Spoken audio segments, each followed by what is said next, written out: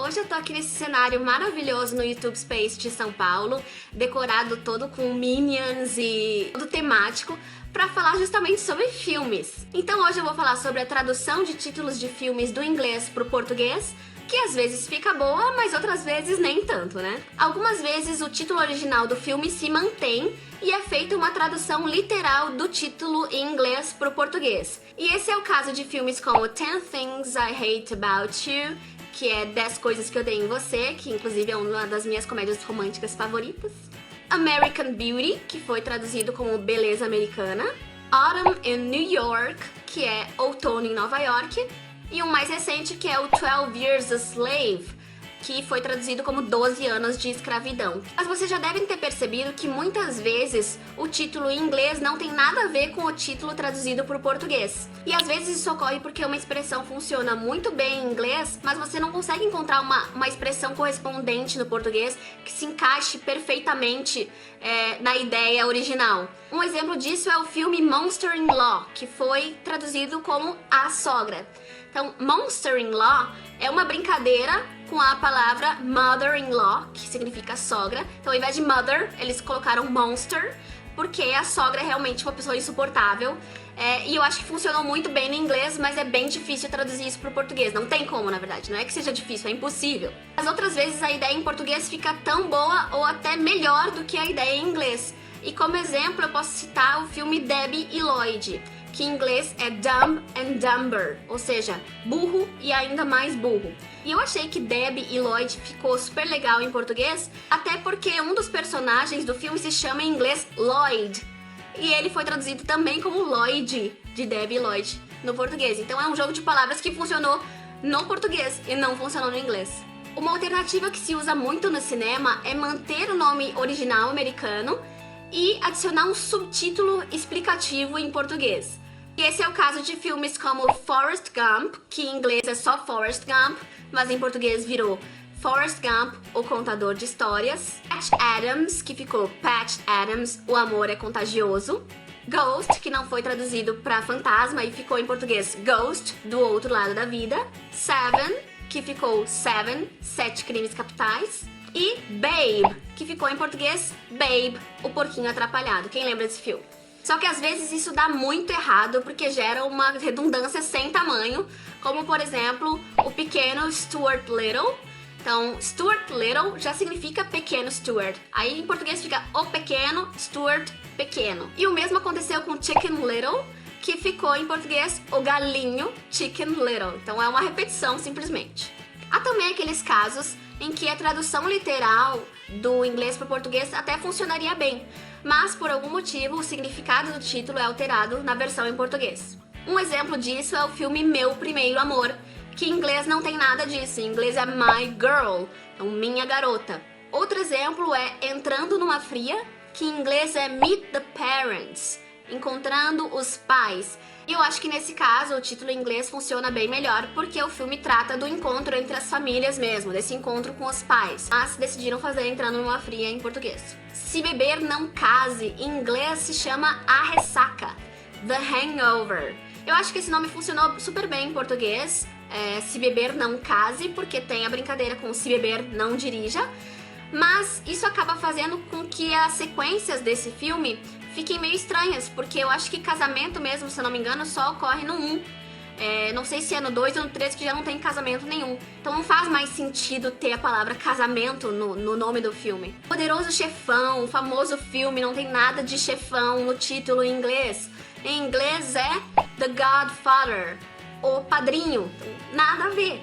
A Espera de um Milagre é em inglês The Green Mile, também não tem nada a ver com o título em português. Green Mile, Milha Verde, é o nome do corredor da morte na prisão onde a história ocorre. Então, se você assistiu esse filme, você deve lembrar que tinha um corredor da morte e era Green Mile. Como se fosse a primeira vez, em inglês é 50 First Dates, 50 primeiros encontros. Então, se vocês lembram desse filme, todos os dias a personagem pede a memória e o Adam Sandler que é um dos personagens também, ele tem que reconquistá-la todos os dias. Então acho que esse título faz sentido tanto em inglês quanto em português, eu achei que ficou legal.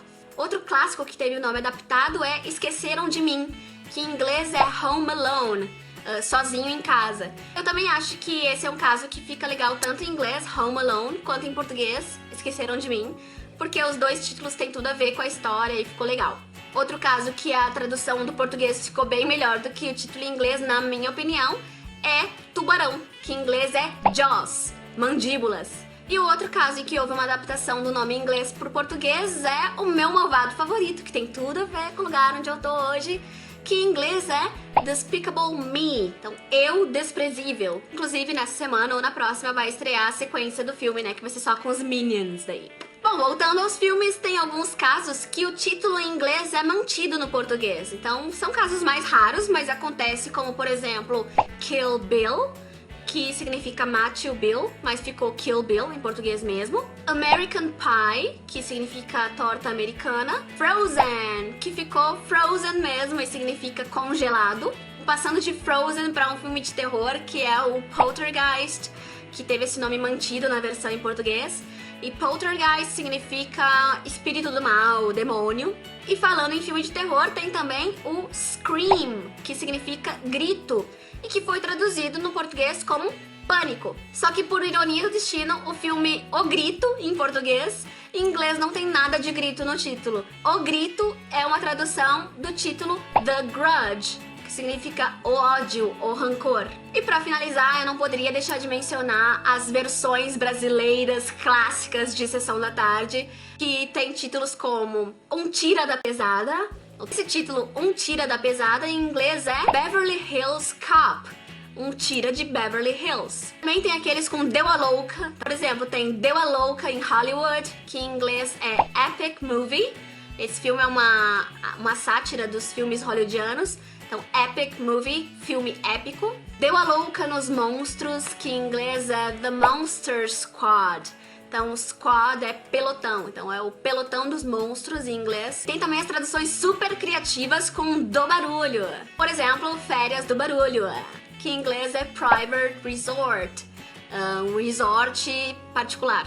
Bom, esses foram os filmes que eu escolhi pra mencionar aqui no vídeo.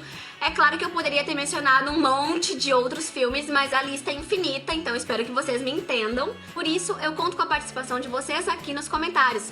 Eu quero que vocês deixem aqui nos comentários os nomes dos filmes que eu não mencionei, que vocês sabem em inglês, mas já coloquem também a versão traduzida para o português, que assim a gente aprende mais e mais filmes. E antes que vocês saiam xingando os tradutores dos filmes, é importante que vocês saibam que quem escolhe os títulos dos filmes em português não são os tradutores, são as distribuidoras. Então, pelo que eu li, é uma característica das versões brasileiras serem sempre mais simples do que as versões em inglês, mais explícitas, sabe? Sobre a história do filme. Se tem uma metáfora em inglês, geralmente essa metáfora não vai ser traduzida para o português.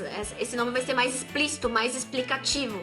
E o propósito das distribuidoras, vocês sabem que é vender, né? Ter bastante bilheteria. Então eles colocam os títulos que eles acham que vão atrair mais o público brasileiro. Então não é coisa do tradutor.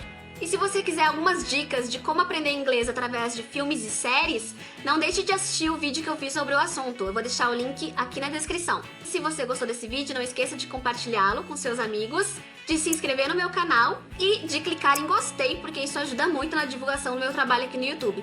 E se você não gostou do vídeo, clica em gostei também, só pelo cenário, porque tá lindo demais e eu tive que vir aqui pra gravar pra vocês, que eu sabia que vocês iam gostar. So, see you in the next videos. Bye!